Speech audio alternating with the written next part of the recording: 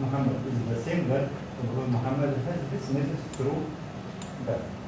That's what I'm going to say. Yes. This is what this is not a miracle. There's something real. Miracles are real. Miracle is real. Yeah. Miracle But is the beauty here? That's You can't rationally explain divine revelation. It exists, right? It exists, but you can't explain it, can you? That's a miracle. That's a cool thing. This is a theological discussion. I'm going to pull a real cheap trick on you. If you go back and you read Ibn Khaldun, this is a quote: "No sane man doubts the existence of magic." Right? And this is the kind of thing that when Ibn Khaldun was writing, Magic, there's magic as a human, right? But what I mean to say, why Islam was introduced through magic here? Why? Why not?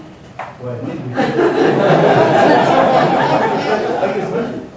Islam is magic. If you read in Surah Al-Baqarah, you mustn't learn it, you mustn't teach it, you mustn't use it, you mustn't.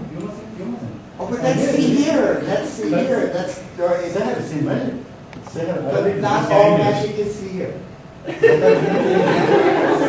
This has to do, actually, this is an important discussion that is related to theories of religion, because in Weber, for example, he makes, Weber and Durkheim, they make a sharp distinction between magic and religion.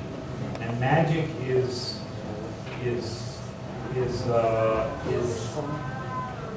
manipulation of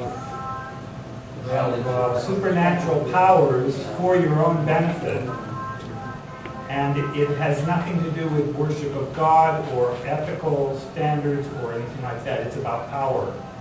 And then in Weber, then magic evolves into religion, and religion has an ethical focus, and it's more about serving God and serving humanity, and so there's a theory of the magic as primitive religion, followed by a more advanced evolution up to an ethical level of religion.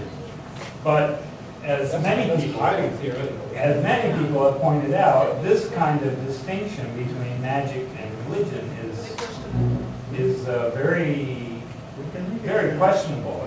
It's both hard to substantiate. I don't think you can draw that distinction. I mean, but one example, let's move away from Islam. In the Catholic Church, you've got one of the most sophisticated, elaborate systems of theology you're going to find anywhere. And what do people believe? That a priest can turn wine into the blood of Jesus. But the Well, there you are. I mean, if that isn't magic, I don't know what it is. Okay. I think about like one of the most extraordinary rituals in the whole religion. The difference between miracle and between magic is the same difference between what happened for the magicians in the era of Pharaoh and Moses. When they start, this is magic. But when Moses started, this is a miracle. And the magician himself, they start to believe in Moses. This is a real and this is not a real. This is the difference between magic and miracle. This is the difference between magic and religion also. One is real and one is not a real. It depends on how Okay, you well, break that's down. doctrinal. Okay.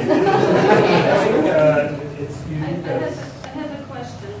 If in Sumatra we can speak about the kind of turning point of conversions, because based on this dreams and ships stories, could we? I have a problem with using the term conversion. Could we speak about that in the case of Java? I don't see You have a problem with what? conversion. Conversion. Can we speak about conversion? Because conversion for me means like really outside. Well, that's right. I mean, in the Japanese case, it looks more like a process in which there are elements, large elements of continuity. I'll say one example is just the one we used before.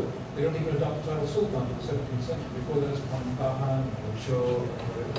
You see the architecture. We have a lot of problems with finding early manuscripts, but when we find the mystical literature, the Suluks, for example, there's a lot in there which are still ideas which are consistent with Hindu ideas, Hindu Buddhist ideas. It doesn't mean they derive from them, but they're consistent with them. It's consistent with the transition. So there's more of a sense, and the kingdoms of Sumatra have no pre-Islamic precedents. That's not quite true, but mostly come out of nothing, come out of this magical event. Whereas the kingdoms of Java all say they're descended from Majapahit, and so on back. So there's a greater sense of continuity. The changes there, I mean, it's possible to underestimate that. Don't forget, with conversion to Islam comes circumcision, burial instead of cremation. Now, that's a very big issue in any society. What do you do with grandma when she dies, right? Every society that matters a lot. So the burial begins, it's very important. New kinds of literature emerge. There certainly are changes. But I think there's a greater element of continuity in the Japanese case than there is in the Sumatran case. So I think there are. And they got rid of the pigs. Sorry? They got rid of the pigs. Well, actually, that's very interesting. Remember the mutiny on the Bounty, the great story of Captain Bligh? Or when they took over his ship, Captain Bligh was put on a boat and set sailing.